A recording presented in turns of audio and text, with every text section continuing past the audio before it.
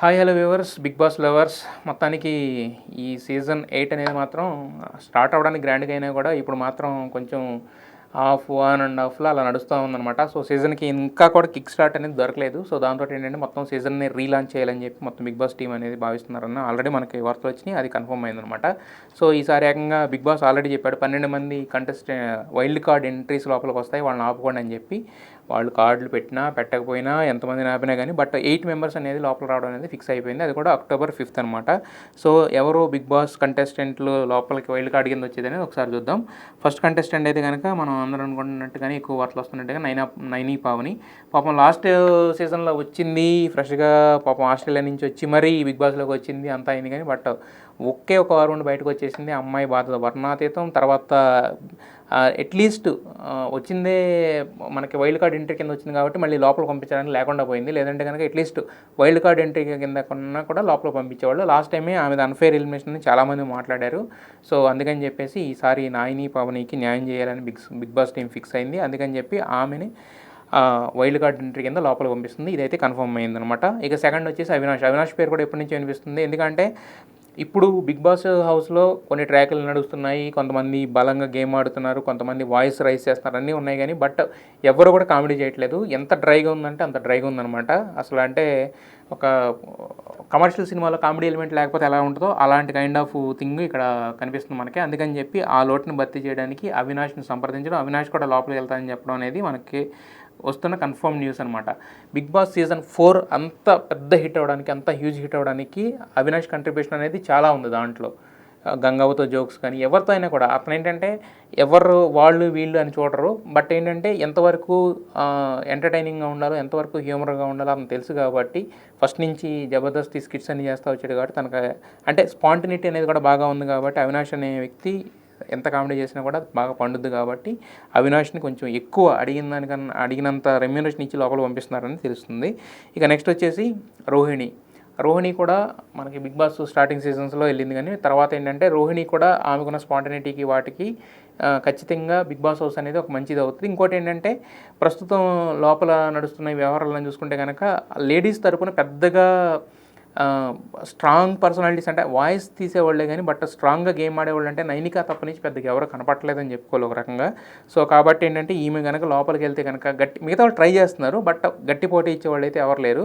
So రోహిణిని ఏంటంటే game point of వ్యూలో కూడా లోపలికి పంపించే అవకాశం ఉంది. ఇంకా అవినాష్ రోహిణి ఉంటే ఇంకా అది ఆ బిగ్ బాస్ హౌస్ ఎంత గోల కింద ఉంటుంది అనేది మనం ఆలోచించుకోవచ్చు. ఇప్పుడు ఏంటంటే ఈ బిగ్ బాస్ కంటెస్టెంట్ అందరూ లోపల పంపిస్తున్న వాళ్ళని అన్ని యాంగిల్స్లో చూసుకుని గేమ్ ఆడే వాళ్ళకి తక్కువ ప్రిఫరెన్స్ ఇస్తూ ఎక్కువగా ఎంటర్టైనింగ్గా బిగ్ బాస్ని ముందు తీసుకెళ్ళాలనేది వాళ్ళ ప్లాన్ కింద కనిపిస్తుంది.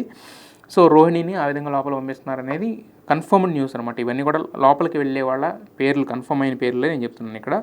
ఇక అయితే ఇంకొక పేరు ఏంటంటే ఇది ఊహించిన పేరు అనమాట, గౌతమ్ ఆల్రెడీ లాస్ట్ సీజన్లో వెళ్ళాడు. శివాజీని ఎదిరించి నిలబడి శివాజీ మీద వాయిస్ రైజ్ చేసిన ఏకైక పర్సన్ అంటే గౌతమే. మిగతా వాళ్ళందరూ ఏంటంటే అమర్ ఎదిరిద్దాం అనుకునేవాడు బట్ ఆ శివాజీ అడిగే లాజిక్స్కి వీటికి ఇది వచ్చేవాడు. బట్ గౌతమ్ మాత్రం ఏంటంటే కొంచెం మొండిగా వాదించి ఎక్కువ కాలం నిలబడింది ఎవరంటే గౌతమే. సో కాబట్టి ఇప్పుడు అక్కడ ఆర్గ్యుమెంట్స్ చేయాలన్నా, ఒక గేమ్ ఆడాలన్నా ఏదన్నా కూడా గౌతమ్కి స్కోప్ ఉంది. బట్ గౌతమ్ ఒక సినిమా కూడా రిలీజ్కి రెడీగా ఉంది.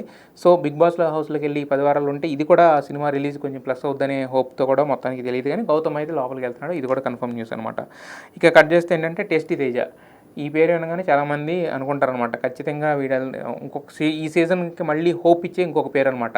అవినాష్ అనే పేరు ఎలా అయితే హోప్ ఇస్తుందో, మనకు రోహిణి అనే పేరు ఎలా అయితే హోప్ ఇస్తుందో, టేస్టీ తేజ్ అనేది కూడా ఈ సీజన్ చూడొచ్చు, ఈ సీజన్ బాగుంటుందేమో October 5th తర్వాత వీళ్ళందరూ లోపలికి వెళ్ళిన తర్వాత అని హోప్ ఇచ్చే పేరు సీజన్ టేస్టీ తేజ అనమాట. సో టేస్టీ తేజ కూడా లోపలికి వెళ్ళడం కన్ఫర్మ్ అయింది. లాస్ట్ సీజన్లో గత 10 వారాల పాటు మనడు ఉన్నాడు, 9 వారాల పాటు 10వ వారంలో ఎలిమినేట్ అయ్యి బయటకు వచ్చాడు. సో ఏంటంటే 8 వారాల పాటు ఉన్నాడు, 9వ వారంలో ఎలిమినేట్ అయ్యి బయటకు వచ్చాడు. సో లాస్ట్ సీజన్లో ఏదైతే వాళ్ళ మదర్కి ఆ హౌస్ చూపిద్దాం అనుకుని చూపించలేకపోయాడో అది ఈ సీజన్లో నెరవేర్చుకునే అవకాశం మరొకసారి మనోడికి వచ్చింది. ఎందుకంటే ఆల్రెడీ 4 వారాల తర్వాత వెళ్తున్నాడు కాబట్టి మనోడు స్పాంటనిటీకి, ఆడే ఆటలకి, మిగతా వాళ్ళతో అక్కడ చేసే రచ్చకి ఈజీగా ఫైనల్ కంటెస్టెంట్ కింద ఉండే అవకాశాలు ఉన్నాయి. బట్ వైల్డ్ కార్డ్ కాబట్టి ఎంతవరకు ఇది చేస్తారని చూడాలి కానీ బట్ 10th వీక్ అయితే గ్యారంటీ అనమాట. సో తేజ బయటకు వచ్చా బాగా షైన్ అయ్యాడు, బాగా అవకాశాలు వస్తున్నాయి అవన్నీ కానీ బట్ ఈసారి వెళ్ళి ఇంకొక 10 వారాలు ఉంటే ఏమవుద్దంటే అది ఆ క్రేజ్ అనేది నెక్స్ట్ లెవెల్కి వెళ్ళడానికి స్కోప్ ఉంటుంది. సో కాబట్టి టేస్టీ తేజ కూడా లోపలికి వెళ్తారనమాట. ఇవి ఇప్పటివరకు చూసుకున్నది. అదే టేస్టీ తేజ లోపలికి వెళ్తున్నప్పుడు చాలామంది ఏమనుకున్నారంటే శోభాని కానీ లేదా శోభాని కానీ శుభశ్రీని కానీ లోపల పంపిస్తే కొంచెం బెటర్గా ఉండేదేమనుకున్నారు. బట్ శోభా శెట్టిని పంపించడానికి ఆల్రెడీ కే బ్యాచ్ 4 ఉన్నారు కాబట్టి ఇబ్బంది అవుతుంది అక్కడ. ఇంకొకరిని లోపలికి వేస్తే అది అసలు ఆ షోనే మొత్తం తేడా కొట్టే అవకాశం ఉంది. ఇంకా శుభశ్రీని చూసుకుంటే కనుక శుభశ్రీకి క్రేజ్ ఉంది కానీ బట్ కాకపోతే ఏంటంటే వీళ్ళిద్దరికి ట్రాక్ పెట్టి మళ్ళీ లోపల పంపించిన తర్వాత ఇదంతా ఎందుకనేది వాళ్ళు కన్సిడర్ చేయలేదని తెలియదు కానీ బట్ శుభశ్రీ మాత్రం లోపలికి వెళ్ళట్లేదు. అట్లీస్ట్ రతికనన్న లోపల పంపించుంటే గ్లామర్ పరంగా ఇంకా బెటర్గా ఉండేదేమో. ఎందుకంటే సోనియా ఎలిమినేట్ అవుతుందని ఒక టాక్ వచ్చింది కాబట్టి రతికనన్న లోపల పంపించుంటే గ్లామర్ పరంగా కూడా హౌస్కి ఇంకాస్త బెనిఫిట్ ఉండేదేమో అని చాలామంది అనుకున్నారు కానీ బట్ హౌస్లో అయితే వీళ్ళ పేర్లు ఏమీ లేవన్నమాట. మనకు ప్రస్తుతానికి కన్ఫర్మ్ అయిన పేర్లు అయితే కనుక టేస్టీ తేజ, అలాగే అవినాష్, అలాగే గౌతమ్, రోహిణి, నాయిని పావని అండ్ ఇంకొక పేరు మాత్రం 99% కన్ఫర్మేషన్లో ఆగింది. ఆమె హరితేజ అనమాట.